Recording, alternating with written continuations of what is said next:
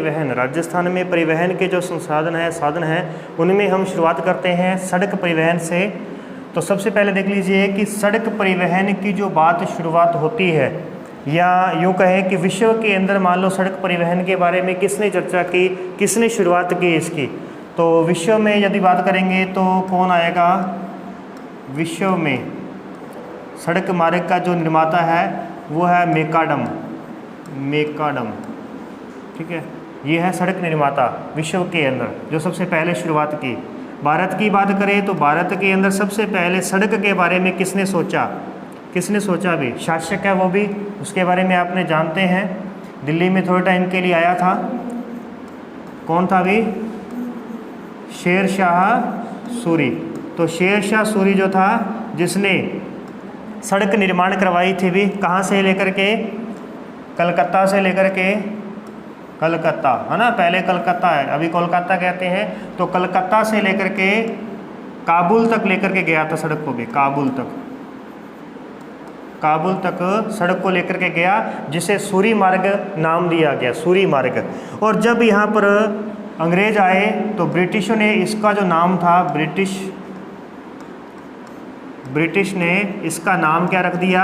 Grand truck road भी, grand truck road इसका नाम रख दिया, जिसे अपन क्या कहते हैं? जीटी रोड कहते हैं, जीटी रोड। नाम सुना है जीटी रोड के बारे में?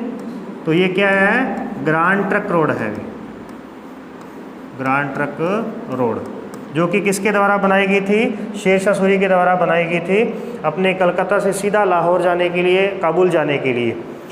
इसके बाद हम बात करते हैं, तो जब उसके बाद में ब्रिटिश चले गए, भारत स्वतंत्र हुआ, तो स्वतंत्रता के बाद ये जो मार्ग था, इस मार्ग को दो हिस्सों में बांट दिया गया। पहला इसको नाम दिया गया national highway number 1। National highway number 1 इसको नाम दिया गया अमृतसर से दिल्ली, ये इसका पहले एक हिस्सा था। नेशनल हाईवे नंबर 2 ये था दिल्ली से कोलकाता। तो ये हमारे पास में इसके यानी दो हिस्से करके इसको नाम दिया गया। परंतु वर्तमान में लगभग 2017 के आसपास भी 2017 में NHRD के द्वारा, राष्ट्रीय राजमार्ग रिसर्च डेवलपमेंट जो है, जो अनुसंधान विकास केंद्र जो है भारत का, जो प्राधिकरण केंद्र हम इसे कहते हैं, भारतीय राष्ट्रीय राजमार्ग प्राधिकरण। तो इसने क्या किया अभी वर्तमान सरकार, भारत सरकार के कहने पर सभी नेशनल हाईवे के नाम जो है वो चेंज कर दिए हैं। अब सभी नेशनल हाईवे के नाम कुछ इस प्रकार से चेंज किए हैं कि जो हमारे पास में उत्तर से दक्षिण होंगे, उत्तर से दक्षिण नेशनल हाईवे होंगे, उनका जो नंबर होगा वो सम होगा, और जो पूर्व से पश्चिम आएंगे, पूर्व से पश्चिम, उनका जो नंबर होगा वो कैसा होगा अभी? विषम होगा, विषम। सम जो नंबर देंगे, इसकी शुरुआत हम कहाँ से करेंगे? तो इसकी शुरुआत हम पूर्व से करेंगे, और जो ये हम पूर्व से पश्चिम जो हम नेशनल हाईवे खींचेंगे, इसकी शुरुआत कहाँ से करेंगे? उत्तर से करेंगे, उत्तर से इसकी शुरुआत की जाएगी। यानी सबसे पहले क्या आएगा? एक किस में आता है? विषम में आता है। तो आप एक की पोजीशन आपको कहाँ पर मिलेगी? वो पूर्व से पश्चिम होगा, परंतु उसकी पोजीशन कहाँ पे है? जम्मू कश्मीर के अंदर है। नेशनल हाईवे नंबर 1 कहाँ पे है? जम्मू कश्मीर, ठीक है। और अगर मैं बताऊं यहाँ पे 2 जो है वो सम है, पहली सम संख्या है, तो इसीलिए अब वो उत्तर से दक्षिण आएगी। लेकिन उत्तर से दक्षिण तो आएगी, लेकिन कहाँ से शुरू करेंगे? पश्चिम से या पूर्व से शुरू करेंगे? हम ऐसे लाइन खींचना शुरू करेंगे, इधर से खींचना शुरू करेंगे या इधर से? तो पूर्व से शुरू करेंगे। इसका एग्जाम्पल है कि नेशनल हाईवे नंबर 2 जो है वो कहाँ पर है? असम के अंदर है। कहाँ ये? असम के अंदर है। तो ये एग्जाम्पल के तौर पर आपको बता दिया। कहीं आपको लगे कि भी उत्तर से दक्षिण आ रहा है तो फिर पूर्व से क्यों शुरू कर रहे हैं? अब आपको ये लगेगा कि उत्तर से दक्षिण आ रहा है तो पूर्व से क्यों कर रहे हैं? अरे भाई वो उत्तर से, जब मैं लाइन उत्तर से दक्षिण की ओर खींचूंगा तो इस लाइन को मैंने भारत के किस हिस्से में खींचा? पश्चिम में खींचा कि पूर्व से शुरू किया? तो इस प्रकार से मैंने पूर्व से शुरू किया, 2, 4, 6, 8, 10, 12 ऐसे शुरू किया। आई बात समझने? और जब मैंने विषम की बात की तो विषम जो खींचे जाएंगे वो कैसे खींचे जाएंगे? पूर्व से पश्चिम। ये अब इसकी शुरुआत कहाँ से होगी? तो उत्तर से, 1, 3, 5, 7, 9, 11, 13 इस प्रकार से। क्लियर है? तो ऐसे करके इसको सेटअप किया गया है वर्तमान केंद्र। तो पहले इसका सेटअप जो है वो ऐसा नहीं था, जैसे जैसे बनते गए उनका उसी तरीके से उसका नाम रखते गए। इसीलिए तो सबसे पहला जो नंबर दिया गया था वो सबसे पहला कौन बना हुआ था? ग्रांड ट्रक रोड बनी हुई थी, उसी को सबसे पहला नंबर दिया गया। क्लियर? चलिए आगे बढ़ते हैं। तो ये तो हो गया नेशनल हाईवे को नंबर देने का। इसके बाद में बात करते हैं, तो देखिए राजस्थान के अंदर सड़कों के बारे में देखते हैं। राजस्थान में कुल सड़कों की लंबाई जो है, कुल सड़कों की लंबाई कितनी लंबाई है भाई? 2,72,959 किलोमीटर, 959.86 किलोमीटर। ये हमारे राजस्थान के अंदर टोटल सड़कों की लंबाई है, जो पक्की सड़कें हैं उनकी ये लंबाई हो गई। अब इस सड़कों की यदि हम बात करें तो ये सड़कों को यदि हम भाग देते हैं भी अपनी पूरे क्षेत्रफल से, तो हमें मिलेगी सड़क घनत्व। जैसे जन घनत्व होता है ना, वैसे सड़क घनत्व होता है। तो ध्यान रखिएगा, सड़क घनत्व। तो भारत का जो सड़क घनत्व है, वो है भाई 161 किलोमीटर प्रति 100 वर्ग किलोमीटर। प्रति 100 वर्ग किलोमीटर के अंदर 161 किलोमीटर जो है भारत के अंदर सड़कें हैं। तो इस प्रकार से आप काउंट कर लोगे कि पूरे भारत का कितना क्षेत्रफल है और उसमें कुल कितनी सड़कें होंगी। ऐसे यदि मैं बात करूं राजस्थान के घनत्व की, तो राजस्थान का जो सड़क घनत्व हमें मिलेगा वो आएगा 79.76 किलोमीटर, 79.76 किलोमीटर प्रति 100 वर्ग किलोमीटर क्षेत्रफल में। कैसे? ये हमारे पास में 100 वर्ग किलोमीटर का क्षेत्रफल है। 10 किलोमीटर ऐसे इसकी लंबाई है, 10 किलोमीटर ऐसे इसकी लंबाई है। वर्ग तो ध्यान है ना कि वर्ग कैसे बनता है। ये 10 × 10 का हो गया, इसमें क्षेत्रफल कितना बनेगा? इसमें 100 वर्ग किलोमीटर क्षेत्रफल है। अब आप यहाँ पे सोच सकते हैं कि भी 100 वर्ग किलोमीटर के अंदर 161 किलोमीटर लंबी सड़क कैसे बनेगी भी? 100 वर्ग किलोमीटर के अंदर 161 किलोमीटर लंबी सड़क कैसे बन सकती है? अगर आप इस बात से एग्री है कि हाँ ठीक है बन सकती है, तो आगे बढ़ते हैं। और अगर आपको लगता है कि भाई नहीं सर हमें समझ में नहीं आया, बताओ, फिर हम यहाँ पे पढ़ते हैं। क्योंकि अगर ये प्रश्न आपका है तो आपको समझ में आएगा। अगर ये प्रश्न आपका है कि 161 किलोमीटर लंबी सड़क 100 वर्ग किलोमीटर के अंदर बतानी है, अगर ये समझ में आ गया तो ठीक है, नहीं समझ में आया तो ये प्रश्न आपका होना चाहिए। क्योंकि अगर मैं खुद समझा रहा हूँ तो आपके समझ में नहीं आएगा कि मैं क्या बोल रहा हूँ, आपको पता ही नहीं चलेगा। और अगर आपको लगे कि सर ये हमें समझना है कि क्या मतलब है, तो देख लीजिए सड़क की जो चौड़ाई होती है वो कितनी होती है। सड़क की जो मैक्सिमम चौड़ाई होगी वो आप कितनी मान के चलते हैं? 1 किलोमीटर चौड़ाई तो सड़क होती नहीं है। 1 किलोमीटर के अंदर कितनी सड़कें आ सकती हैं अगर अपन बनाना चाहें साथ में? तो अपन मान के चलते हैं, चलो 200 मीटर मान लेते हैं। 200 मीटर क्या मान लेते हैं कि सड़क की चौड़ाई होगी। तो 1 किलोमीटर के अंदर कितनी सड़कें आएंगी? 5, 200, 400, 600, 800, 1000। तो 1000 मीटर के अंदर 5 सड़कें आएंगी। अब मैंने यहाँ पे एक सड़क बनाई तो कितनी लंबी बनी? 10 किलोमीटर लंबी सड़क बनी। फिर बनाई 20, 30, 40, 50। अभी तक 1 किलोमीटर चौड़ाई हुई है इस तरफ, तो इस तरफ मुझे एरिया कितना पड़ा है? 10 किलोमीटर का। अभी तक तो 1 ही किलोमीटर हुआ है।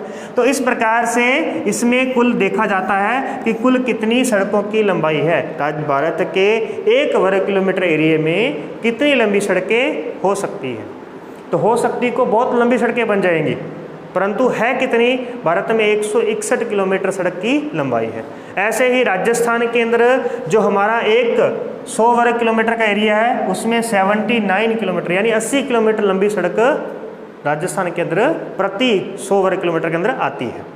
तो इस प्रकार से हमारे पास ये सड़कों की लंबाई आ जाएगी। थोड़ा मैथमेटिक्स वाला सिस्टम होता है इसके अंदर, तो उस पर भी आप थोड़ा अपना दिमाग लगाते रहिए साथ साथ में, क्योंकि जब आप थोड़ी कैलकुलेशन करते हैं ना, जितना आपको मैथ समझ में आता है उसकी कैलकुलेशन करते रहते हैं उतना आपका दिमाग शार्प रहता है, ठीक है। और अगर आप कोई प्रैक्टिकल चीज़ें नहीं पढ़ रहे हो, कोई थॉट वाली चीज़ें नहीं पढ़ रहे हो, तो फिर आपका जो दिमाग है वो एक जगह तक सीमित हो जाएगा, खोल नहीं पाओगे उसको आप। तो इसलिए थोड़ी ऐसी एक्स्ट्रा चीज़ देखते रहा करो, जैसे मान लो रीजनिंग वगैरह के क्वेश्चन करो, मैथमेटिक्स के क्वेश्चन करो, या कुछ सॉल्यूशन वगैरह करते हैं ना, जैसे पहेलियाँ वगैरह करते हैं उस तरीके से भी देखो, तो दिमाग जो है वो शार्प होगा, खुलेगा।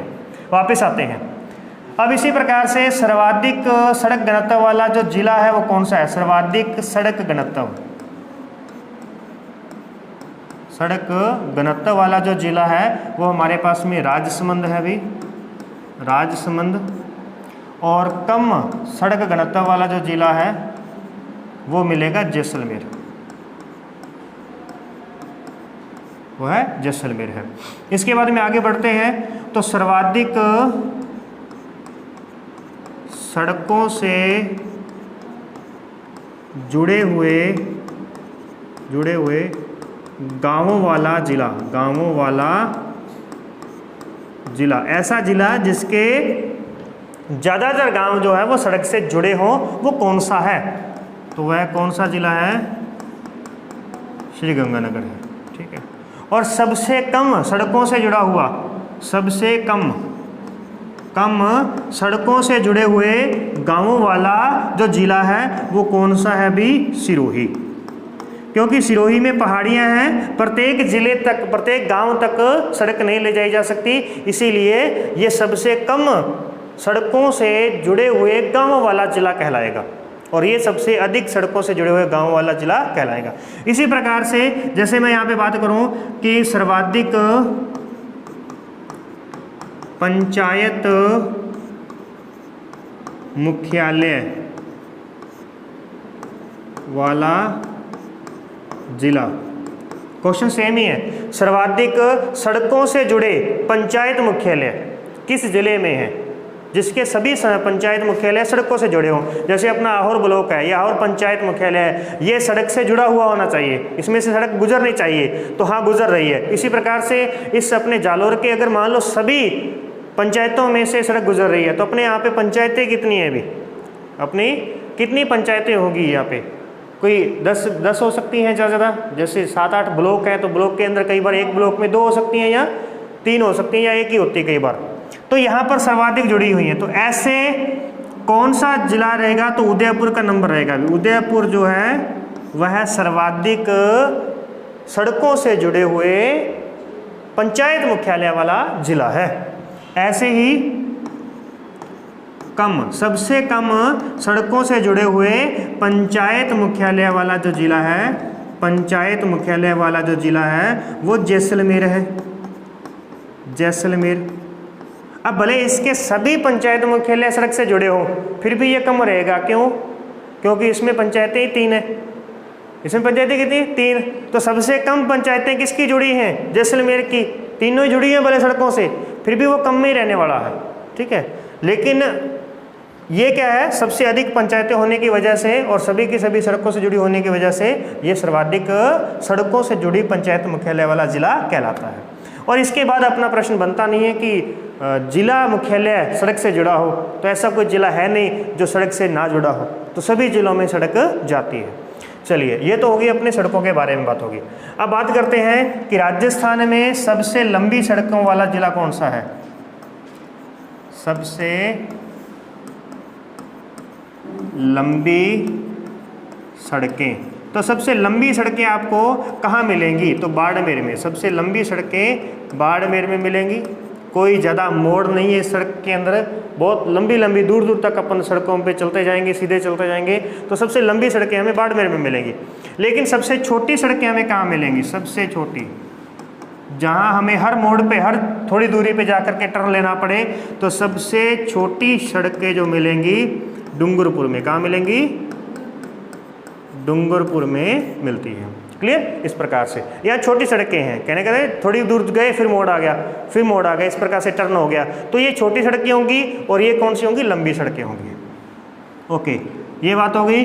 और इसके बारे में अपन वापस आते हैं। अब ये तो होगी हमारे पास में सड़कों के बारे में, राज्य की सड़कों के बारे में। अच्छा, यहीं पर देख लेते हैं कि राजस्थान में जो राज्य मार्ग हैं, राजस्थान के राज्य मार्ग, उन्हें क्या कहते हैं भी? राज्य उच्च मार्ग। इसे कहते हैं स्टेट हाईवे।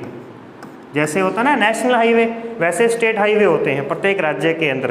तो यहाँ स्टेट हाईवे देखते हैं, तो राजस्थान का सबसे लंबा स्टेट हाईवे कौन सा है? सबसे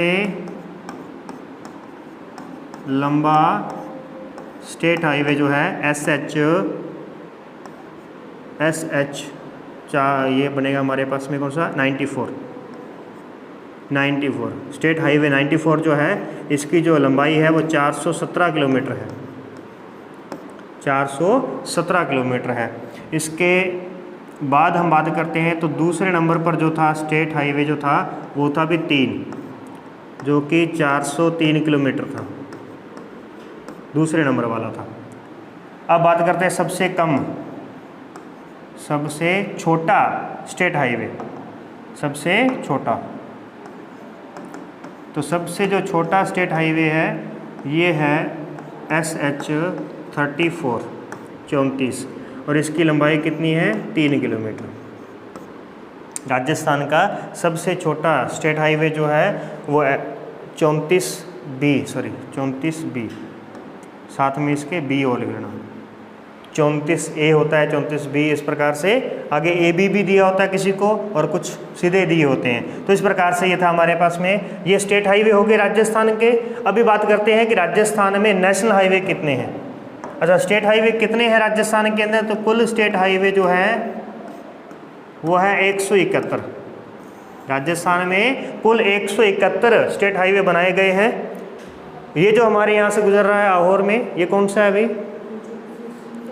325 है, लेकिन ये नेशनल हाईवे ध्यान रखना, ये कौन सा है? नेशनल हाईवे, स्टेट हाईवे नहीं है। आगे देखते हैं, चलिए नेशनल हाईवे की बात करते हैं। नेशनल हाईवे, तो नेशनल हाईवे की राजस्थान में जो कुल संख्या है, राजस्थान में कुल संख्या जो है वो 52 है, 52 है, अभी 52 नेशनल हाईवे हैं। इनमें से यदि बात करें कि इनकी कुल लंबाई कितनी होगी,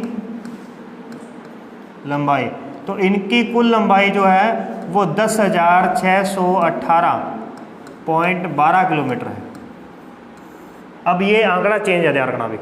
पहले 8500 कुछ समथिंग थी, ठीक है, उसमें नोट्स में आप देखोगे ना तो वो कम थी। अब नए आंकड़े हैं तो इसीलिए ज़्यादा संख्या है। और ये जो संख्या हम बता रहे हैं ये 31 मार्च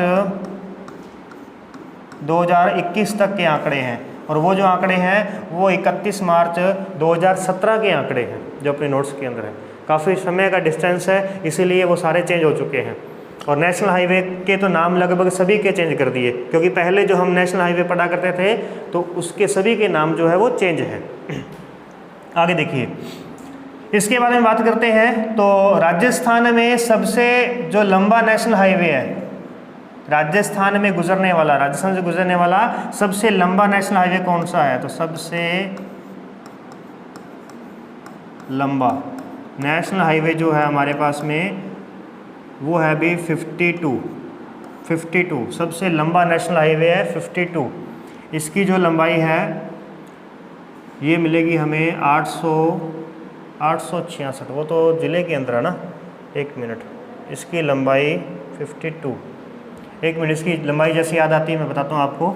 इसके बाद में देखिए ज़रा, उसके बाद देखते हैं दूसरे नंबर पर जो हम देखेंगे नेशनल हाईवे जो सबसे लंबा है वो है 11।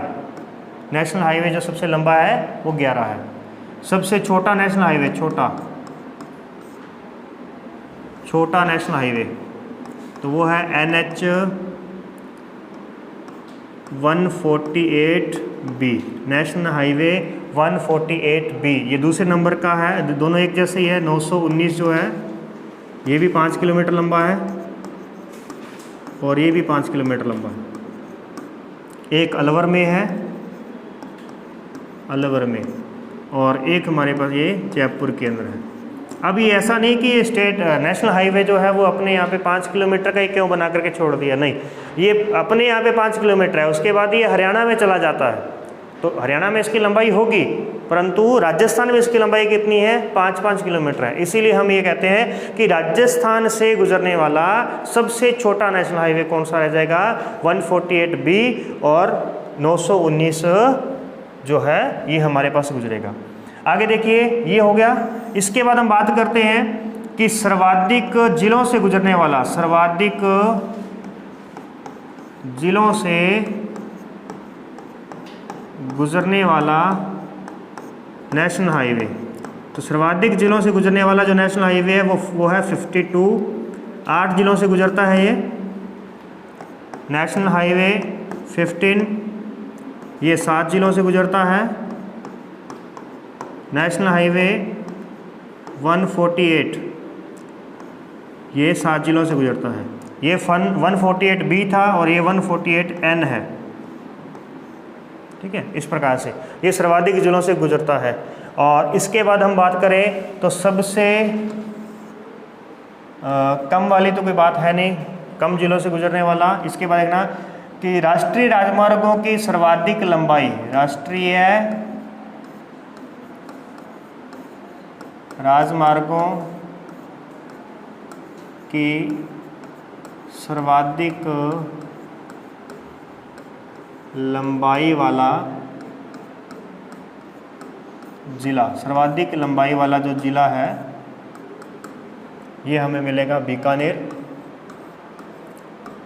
बीकानेर, इसकी जो लंबाई है वो 866 किलोमीटर है। अब ये कहने का मतलब ये हो गया कि राष्ट्रीय राजमार्गों की सर्वाधिक लंबाई वाला जिला कौन सा है। अब बीकानेर के अंदर में से कोई भी एक नेशनल हाईवे गुजरेगा तो उसकी ज़्यादा से ज़्यादा लंबाई 200 किलोमीटर हो सकती है, इससे ज़्यादा नहीं हो सकती। तो इसका मतलब उस ज़िले के अंदर टोटल नेशनल हाईवे की लंबाई कितनी है। अब जैसे कि हम बात करते हैं कि राजस्थान में कुल नेशनल हाईवे की लंबाई कितनी है, 10,618, ये पूरे राजस्थान के अंदर है। तो ये ऐसा नहीं कि किसी एक नेशनल हाईवे की है, सभी नेशनल हाईवे को जितना जितना राजस्थान में वो आ रहे हैं उनको मिलाकर के बनती है। इसीलिए ये जरूरी नहीं है कि बीकानेर में से एक ही नेशनल हाईवे गुजरेगा, नहीं, इसमें से 4, 5, 6 कितने भी हो सकते हैं। इसके बाद देखते हैं तो नेक्स्ट आप देख पाएंगे दूसरे नंबर पर हमारे पास में आता है बाड़मेर। दूसरे नंबर पर है बाड़मेर है। तो बाड़मेर की बात करते हैं तो यहाँ पर आता है 863। अच्छा, यहाँ पर हाँ, तो लंबाई इसकी याद आई भी, इसकी लंबाई जो है वो हमारे पास में है 793.55 किलोमीटर और इसकी लंबाई है 763.61 किलोमीटर, ठीक है। ये जो राजस्थान में सबसे लंबा नेशनल हाईवे है उसकी लंबाई हमने यहाँ पे देख ली कि राजस्थान में 793 किलोमीटर लंबा नेशनल हाईवे यहाँ से गुजरेगा। अब आप ये कहेंगे कि राजस्थान की जो कुल लंबाई है वो कितनी है अभी, उत्तर से दक्षिण कितनी लंबाई है राजस्थान की, चौड़ाई कितनी है उत्तर से दक्षिण, 826 किलोमीटर है ना, और पूर्व से पश्चिम 869 किलोमीटर है। तो इस प्रकार से ये 793 है। तो जा सकता है क्या, जा सकता है, कोई बात नहीं, इसको देख लेंगे कैसे जा रहे हैं, ठीक है। उसके बाद याद रखना कि नेशनल हाईवे की जो सर्वाधिक लंबाई होती है वो अरावली के, यहाँ पे लिखते हैं अपन, अरावली के पश्चिम में सबसे लंबी सड़कें होंगी, लंबी, तथा पूर्व में छोटी सड़कें होंगी। पूर्व में कैसी होंगी भी, छोटी सड़कें होंगी, पूर्व में छोटी सड़कें हैं, ये होगी। इस प्रकार से पूर्व पश्चिम में हमने बात किया। और इसके बाद में देख लीजिए तो नेशनल हाईवे की बात कर लेते हैं, कौन कौन से मुख्य नेशनल हाईवे राजस्थान से गुजर रहे हैं। अब उनके आप जिलों को लिखते रहना या एक छोटा सा मैप बना लो, क्योंकि जिस प्रकार से अपने को मैप वहाँ पे शो करना है उस तरीके का मैप अपन बनाएंगे यहाँ पे।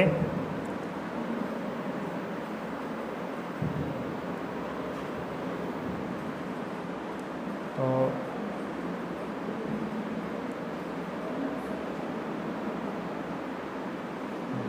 ठीक है, चलिए भी अब देख लेते हैं यहाँ पे थोड़ा डेटा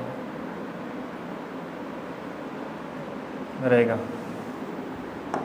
नेशनल हाईवे बात करते हैं नेशनल हाईवे की, तो सबसे पहले बात करते हैं राजस्थान में सर्वाधिक व्यस्त नेशनल हाईवे जो है वो कौन सा है। सबसे व्यस्त नेशनल हाईवे जो कि दिल्ली से आएगा, दिल्ली से अलवर, अलवर से जयपुर, जयपुर से अजमेर, अजमेर से भीलवाड़ा, चित्तौड़गढ़, उदयपुर और डूंगरपुर होता हुआ चला जाएगा। ये हमारे पास में है नेशनल हाईवे 48, जिसने कि 8 का नेशनल हाईवे 8 का स्थान लिया है। पहले यहाँ से 8 गुजरता था, राजस्थान का सबसे व्यस्त नेशनल हाईवे 8 था। अभी नेशनल हाईवे जो है व्यस्त वो कौन सा है, 48, यानी सभी के नाम जो है वो चेंज हो गए हैं। ठीक है, ये ध्यान रखेंगे।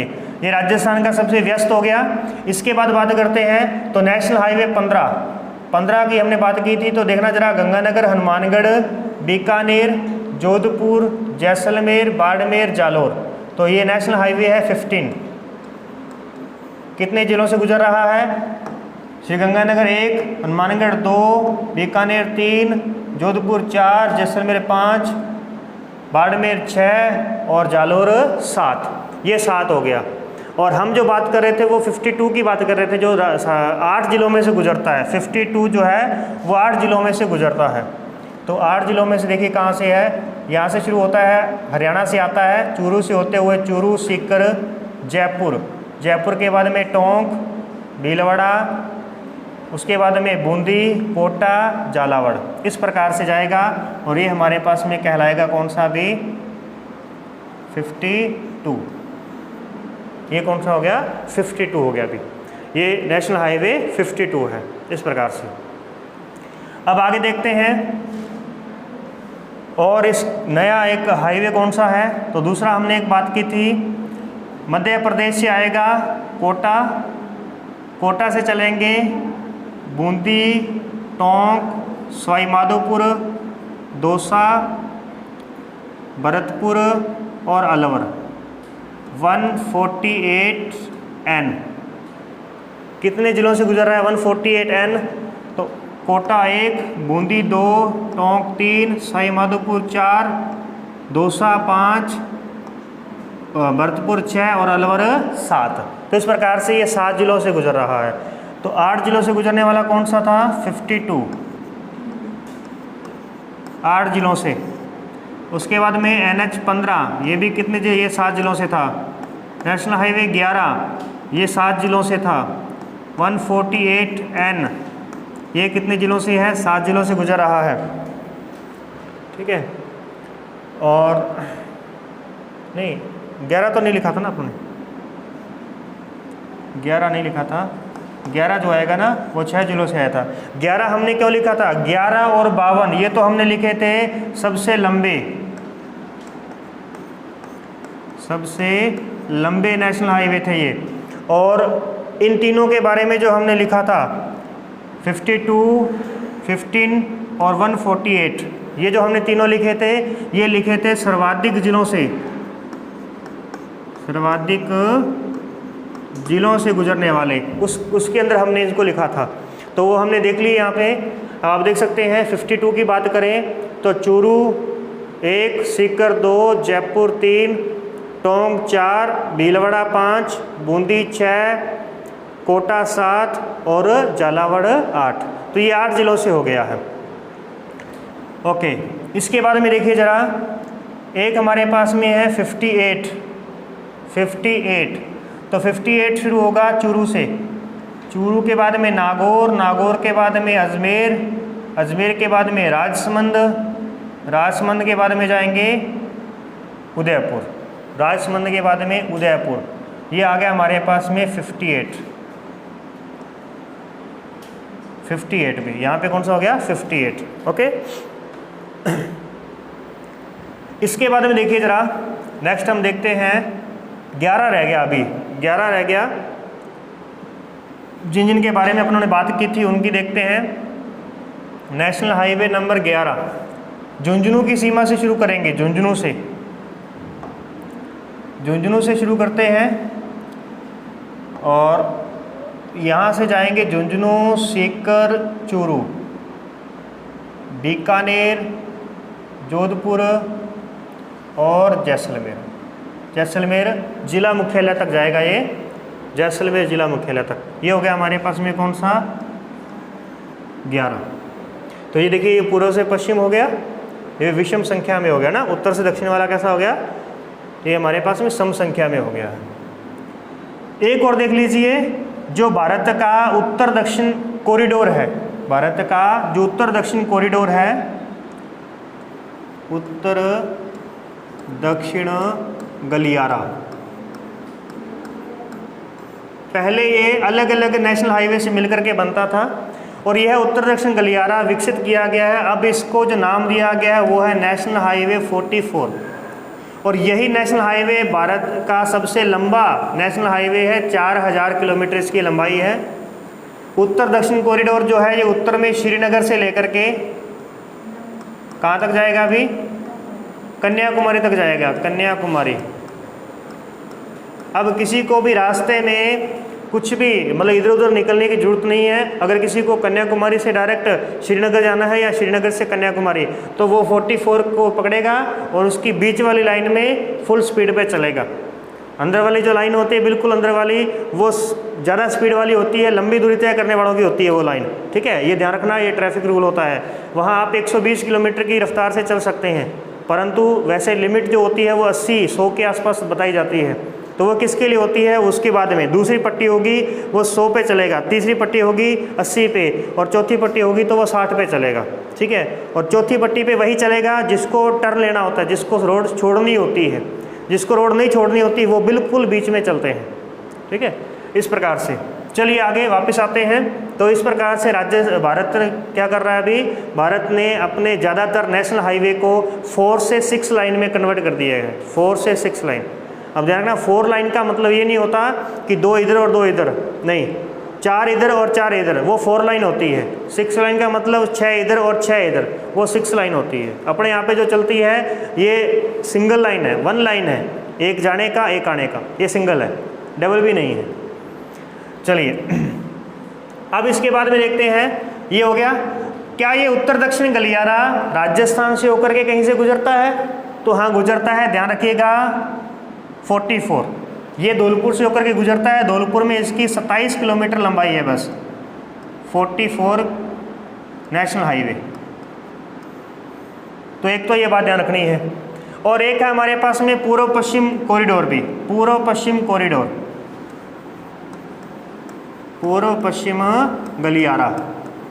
पूर्व पश्चिम जो गलियारा है इसको नाम दिया गया है नेशनल हाईवे 27 और ये भारत का दूसरा सबसे लंबा नेशनल हाईवे है, दूसरा सबसे लंबा, 3000 किलोमीटर, 3000 किलोमीटर है। यहाँ पे आप देखिए 44 है, तो 40 से 4 अधिक है, 4 कम कर दिया, 40 रहेगा, 4000 बन गया। यहाँ पे 27 है, तो 30 से 3 कम है, तो 3 जोड़ करके हमने इसको क्या कर दिया, 3000 बना दिया। इस प्रकार से ध्यान रखेंगे। बाकी आप कैसे भी इसको याद कर सकते हैं। तो इसकी जो शुरुआत होती है वो होती है सिलचर। सिलचर कहाँ पे है अभी, सिलचर असम के अंदर है। सिलचर से लेकर के पोरबंदर तक भी, ये कहाँ पे मिलेगा, गुजरात में, पोरबंदर गुजरात में, तो यहाँ पर आता है।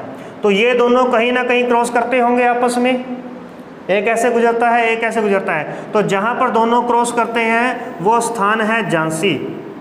कहाँ पर क्रॉस करते हैं एक दूसरे को, झांसी में क्रॉस करते हैं, झांसी के अंदर, ठीक है। वापस आते हैं। तो फिर इसी प्रकार से 27 जो है वो राजस्थान से होकर के गुजरता है। क्या 27, तो नेशनल हाईवे 27 देखिए जरा, शुरू करेंगे 12 जिले से, 12 से शुरू करेंगे, 12 कोटा, बूंदी, भीलवाड़ा, चित्तौड़गढ़, उदयपुर और उसके बाद में चला जाएगा कहाँ पे, गुजरात में चला जाएगा। इस प्रकार से।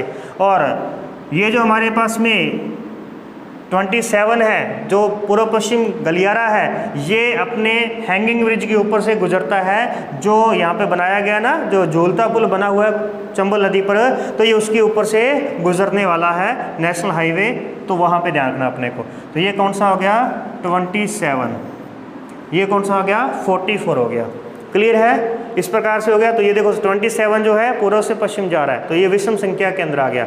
इनको अपने को बस इतने मुख्य नेशनल हाईवे जिनको आपने याद करना है। और इसी के साथ लगते हुए अगर मैं बताऊं आपको, अपने जालोर वाले की बात करें अगर अपन, तो इससे पहले देख लीजिए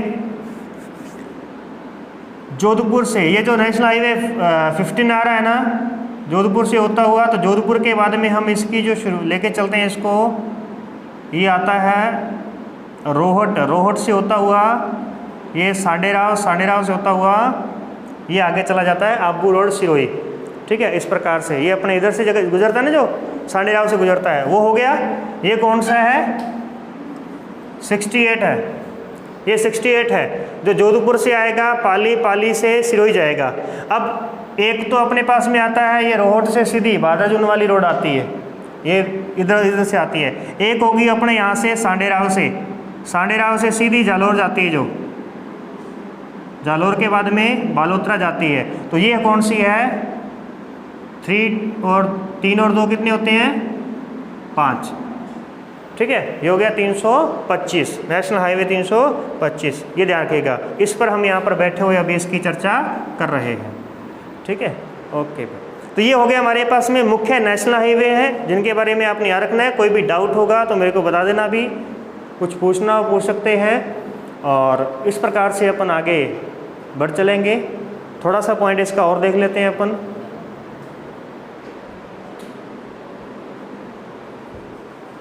ठीक है, फिलहाल एक बार आगे बढ़े, आगे चल करके देखते हैं।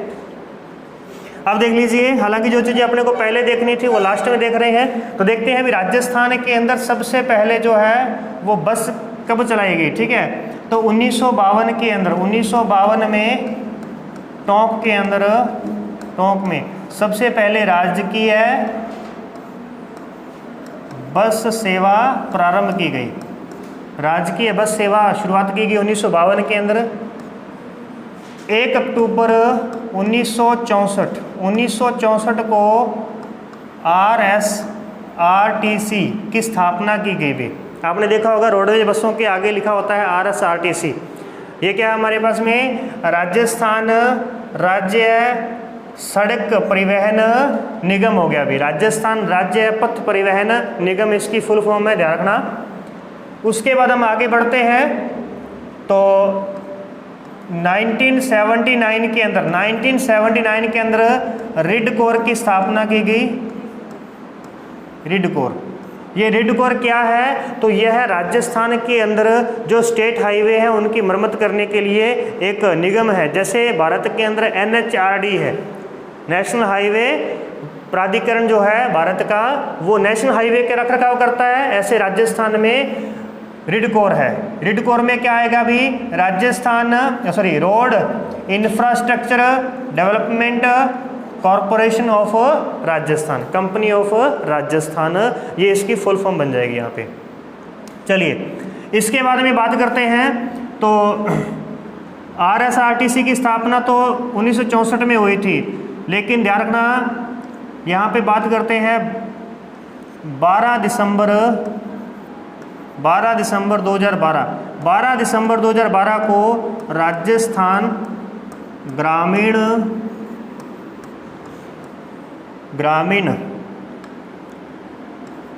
बस ग्रामीण सब सेवा, ग्रामीण सब सेवा की जो शुरुआत की गई थी वो 12 दिसंबर 2012 को की गई थी। उसके बाद हम बात करते हैं तो हमारे पास समय आएगा अभी 14 दिसंबर यहाँ पे रखेंगे, 14 दिसंबर। उसके बाद में 14 दिसंबर से कितना कर दिया, 13 दिसंबर से क्या कर दिया, नवंबर 2015। अब यहाँ पे स्थापना होती है राजस्थान लोक परिवहन सेवा की भी, राजस्थान लोक परिवहन सेवा। आज कल आप देखते हो ना, लोक परिवहन की जो बसें चलती हैं, तो इसकी शुरुआत कब हुई थी? 13 नवंबर 2015 को इसकी शुरुआत हुई थी। और इससे पहले केवल और केवल रोडवेज बसें ही चला करती थी, RSRTC। अब उसी रूट पर इनको भी रूट दे दिए गए हैं। फिर उसके बाद देखिए ज़रा, यहाँ बात करते हैं तो 16 मई